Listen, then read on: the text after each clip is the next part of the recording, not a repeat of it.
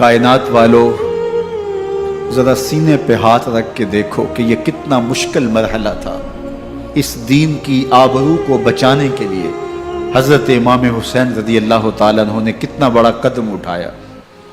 آپ کے بہی خواہ، دوست، احباب عبداللہ بن عمر یہ سارے روکتے ہیں۔ عبداللہ بن عباس کہتے ہیں حضرت نہ جائیے، الکوفی لا یوفی، کوفی کبھی وفا نہیں کرتے۔ آپ کے والد کو وہاں شہید کیا گیا، لیکن آپ ایک فرض کو نبھانے جا رہے ہیں۔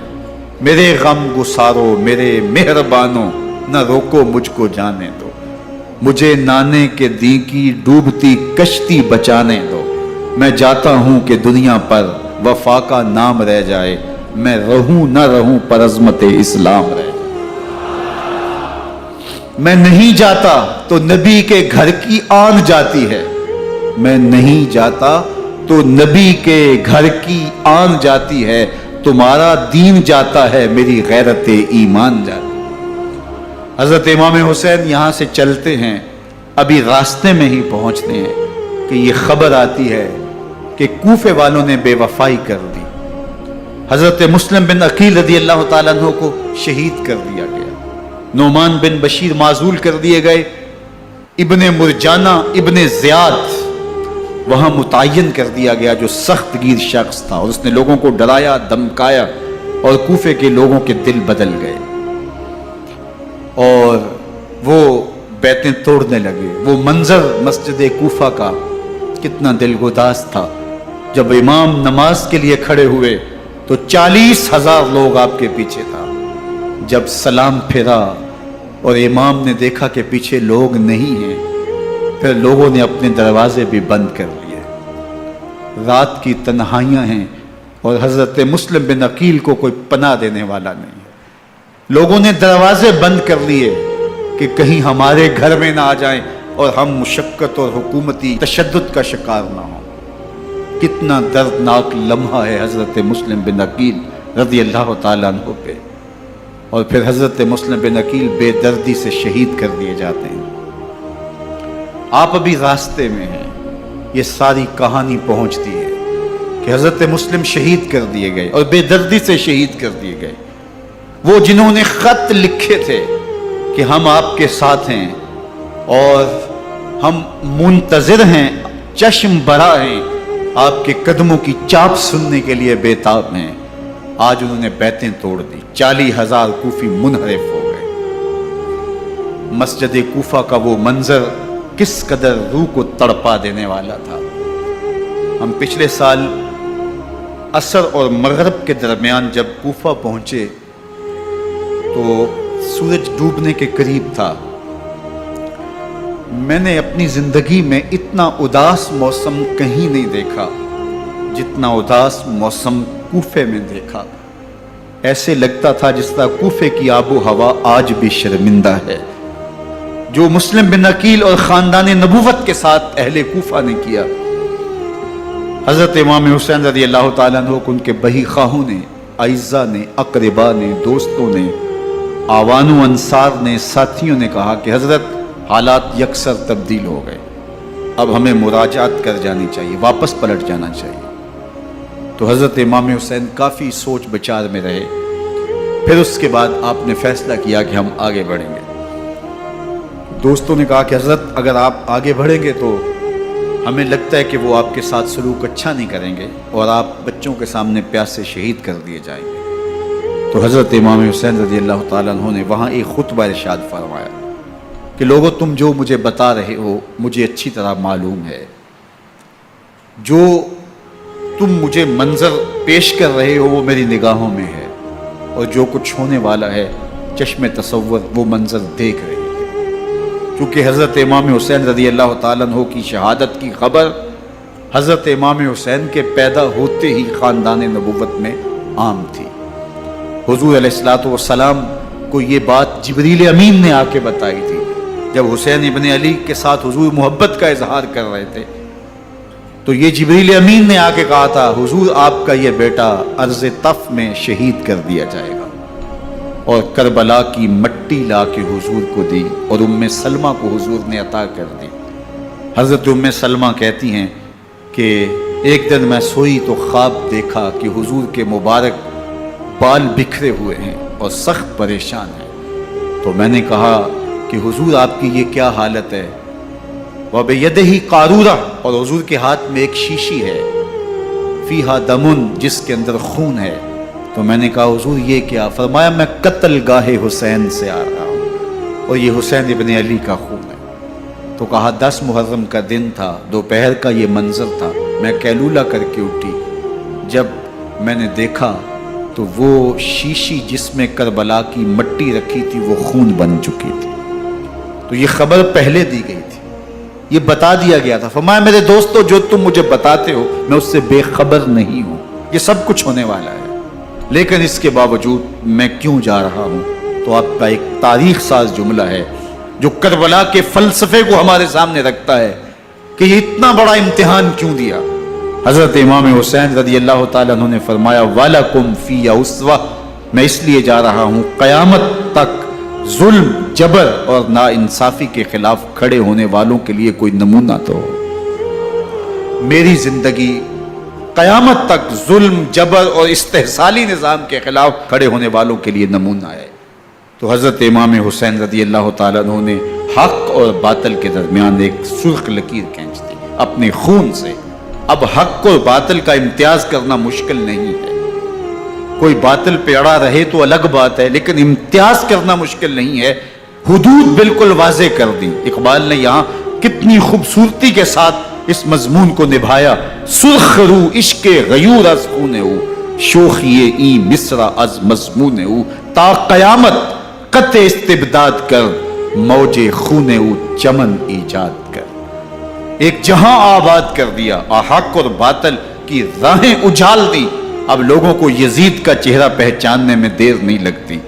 وقت کے ہر یزید کا چہرہ آسانی سے پہچانا جا سکتا ہے. یہ معرفت زمانے کو کروائی کس نے؟ حسین ابن علی نے کروائی رضی اللہ تعالی عنہ.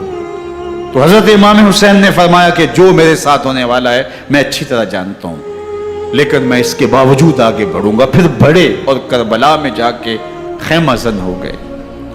7 محرم کو پانی بند کر دیا گیا. پانی بند ہوا تو کھانا بھی میسر نہیں تھا، لیکن ذکر پانی کا ہوتا ہے اس لیے کہ کھانے کے بغیر انسان کئی دن کاٹ لیتا ہے، لیکن پانی کے بغیر گزر نہیں ہوتی. تو فرات کی نہر سامنے اپنی موجوں کے ساتھ چمک رہی ہے، لیکن ایک قطرہ آب بھی آل رسول کو نہیں دیا جا رہا. کائنات کے اندر ایسے انوکھے امتحان بھی ہوتے ہیں.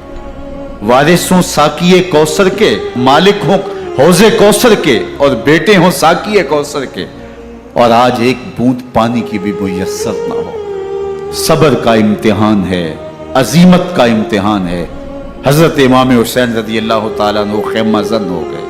3 دن تک پانی بند رہتا ہے. 9 محرم کو رات کی تنہائی میں حملہ آور ہونا چاہتے ہیں، لیکن آپ نے کہا کہ ہمیں اللہ کے حضور عبادت اور ذکر کے لیے وقت دیا جائے.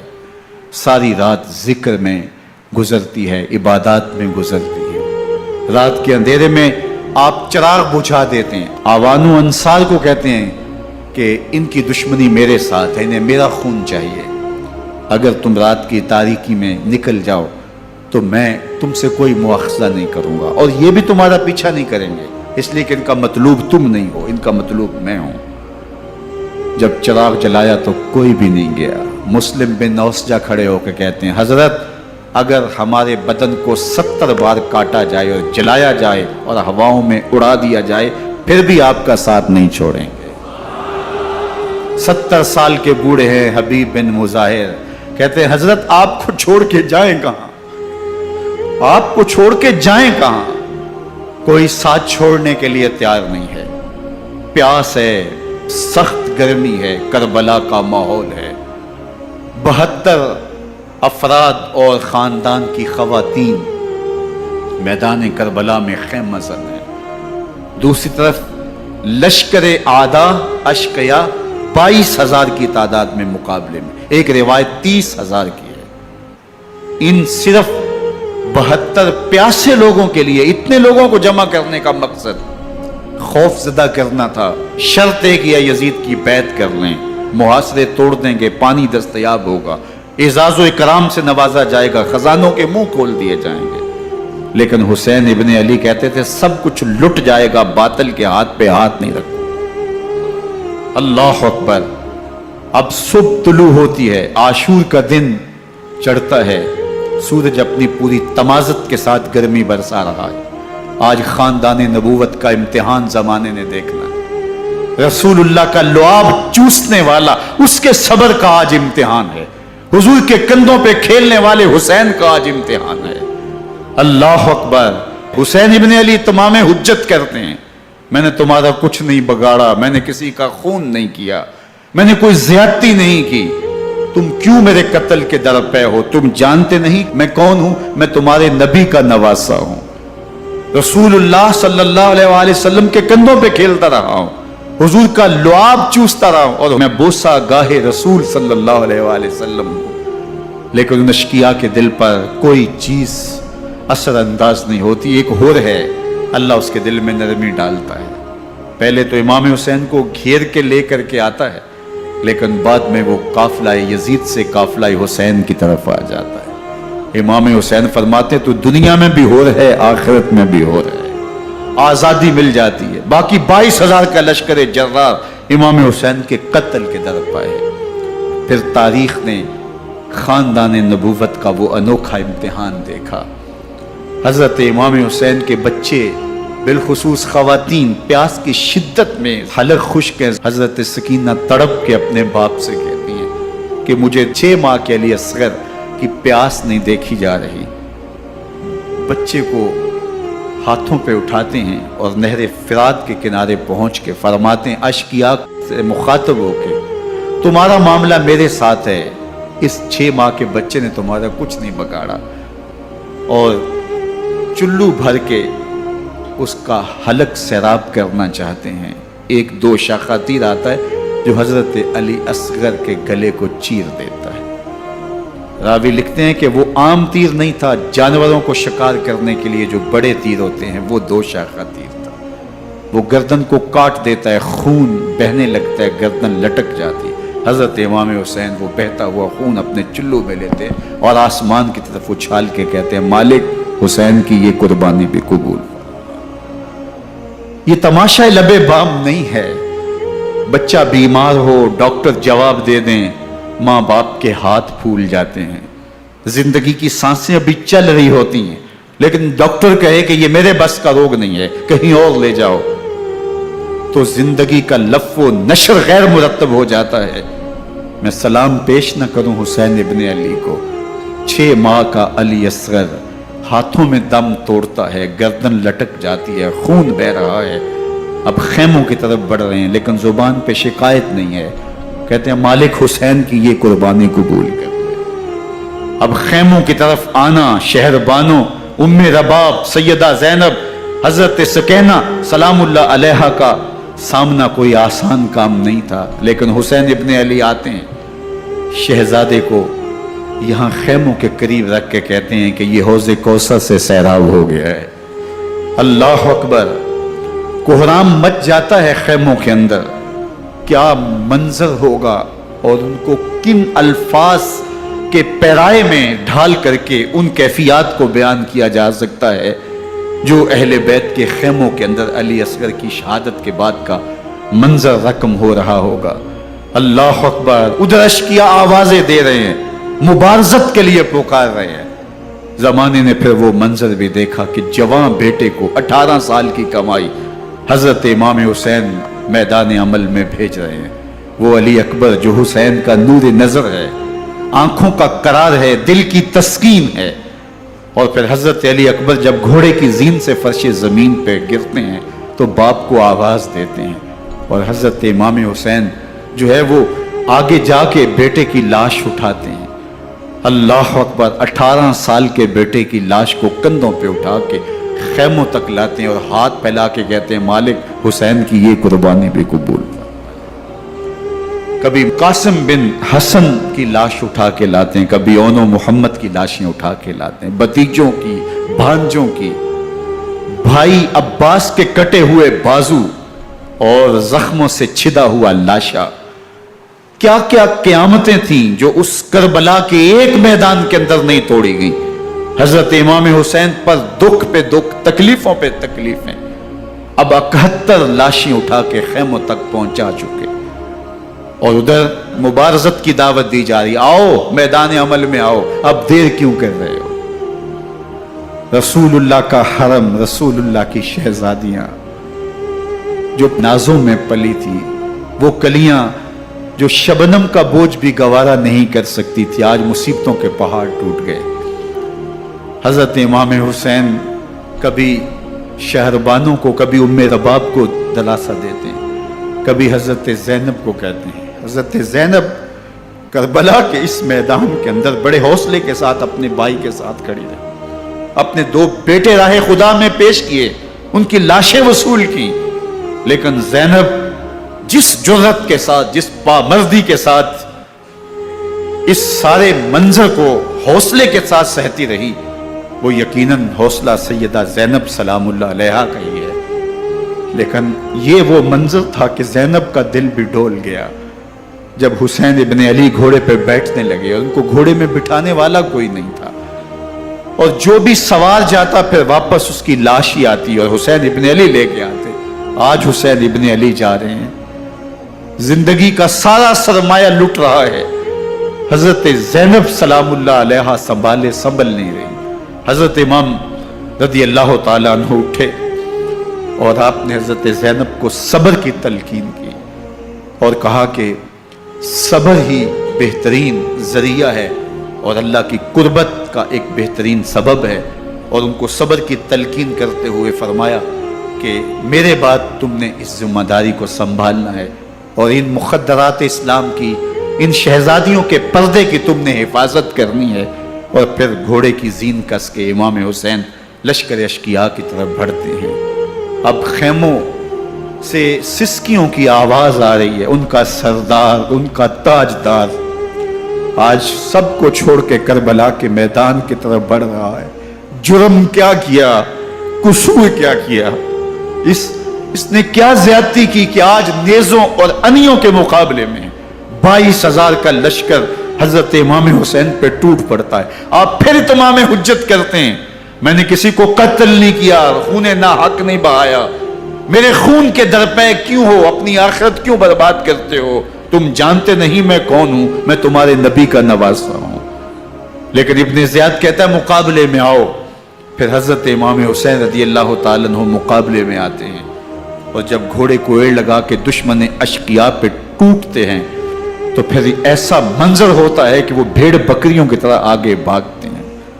71 زخم کلیجے پہ لیے شجاعت کا یہ پیکر جب میدان میں آتا ہے، آواز آتی، یہ کون ذی وقار ہے، بلا کا شاہ سوار ہے، لباس ہے پھٹا ہوا، غبار سے اٹا ہوا، تمام جسم نازنی چدا ہوا کٹا ہوا، یہ نبی کا نور عین ہے، یہ بال یقین یہ حسین ابن علی رضی اللہ تعالیٰ عنہ. پھر چاند بادلوں میں گھر جاتا ہے، شامی غنڈے تیر برساتے ہیں، تلواروں سے آپ کے بدن پر ضربیں لگاتے ہیں اور نیزوں سے آپ کے بدن کو پرو دیتے ہیں. جب آپ کا پیراہن بعد میں اتارا گیا تو آپ کے پیراہن میں 122 سوراخ تیروں کے تھے، 33 زخم تلواروں کے اور 34 گھاؤ نیزوں کے تھے. جب گھوڑے کی زین سے فرش زمین پر آئے، بدن چھلنی تھا، زخم زخم سے خون بہ رہا تھا. 3 دن کا پیاسا حسین، اللہ اکبر، بدن زخموں سے چور، 71 لاشیں کلیجے پہ لیے، مخدرات اسلام کے پردے کا خیال دل میں الگ ہے. لیکن گھوڑے کی زین سے جب فرش زمین پہ امام حسین آتے ہیں، زبان پہ ہائے نہیں، نالا و شیون نہیں، چیخ و پکار نہیں، آتے ہی پیشانی سجدے میں رکھتے ہیں اور پکارتے ہیں اللہم ردن بقضائک وصبرن علی بلائک تسلیما لامرک سبحان ربی العالی. مالک گھر لٹا کے، بچے لٹا کے، خاندان سب کچھ قربان کر کے، اپنے بدن کو زخموں سے چھلنی کروا کے، تیروں اور نیزوں کی انیوں سے اپنے آپ کو زخمی کروا کے، تیرے حضور سر جھکا کے یہ اقرار کرتا ہوں کہ حسین تیری تقدیر پہ راضی ہے. مالک تو بھی بتا، تو بھی حسین پہ راضی ہوا ہے کہ نہیں ہوا؟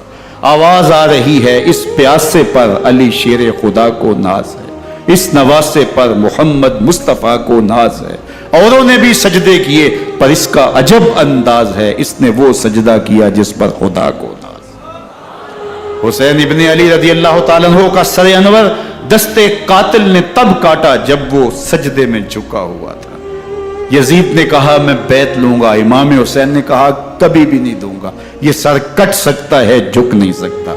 سر کاٹ کے نیزے کی نوک پہ چڑھا دیا گیا، اور یہ اس بات کا اعلان تھا کہ ہم جیت گئے اور حسینی ہار گئے، اور لشکر یزید میں غوغا مچ گیا، نقارے بجنے لگے کہ ہم جیت گئے، دیکھو امام حسین شہید کر دیے گئے، اور سر کاٹ کے نیزے کی نوک پہ چڑھایا گیا۔ لیکن لشکر یزید سے ہی آواز آئی، یہ کیسا سر ہے جو کٹ کے بھی سر بلندی ہے، کٹ گیا ہے پھر بھی اونچا ہے۔ اللہ اکبر، یہ سر سجدے میں کٹا ہے، رب کے حضور عبادت کی حالت میں کٹا ہے۔ حسین آج بھی سجدے میں ہے، اللہ اکبر، حسین آج بھی سجدے میں ہے، بلکہ کٹے ہوئے سر کا رخ زمین کی جانب تھا اور کٹی گردن آسمان کی طرف، یوں نیزے پہ پرویا گیا۔ اللہ اکبر، ایک شاعر نے نقشہ کھینچا، بآنکھ سر نیزے پہ اور سوئے زمین ہے روح، یعنی سجدہ ثانی کی ہے آرزو۔ رکعت کے 2 سجدے ہوتے ہیں، ابھی ایک سجدہ ہوا تھا کہ دستے قاتل نے سر کاٹ دیا، کہا حسین کی پیشانی میں دوسرے سجدے کی تمنا مچل رہی۔ یہ تھا حسین ابن علی کا سجدہ، ساری زندگی رب کے حضور سجدہ قضا نہیں ہونے دیا۔ آج پانی نہیں ہے، اللہ اکبر، آج تیمم کر لیتے ہیں، آج اپنے خون کو اوڑھ کر کے حسین نے اپنی پیشانی اپنے مالک کے حضور جھکا کر کے عظیمت کی وہ انوکھی داستان رقم کر دی کہ صدیاں گزرنے کے باوجود بھی ان کی یادوں کے چراغ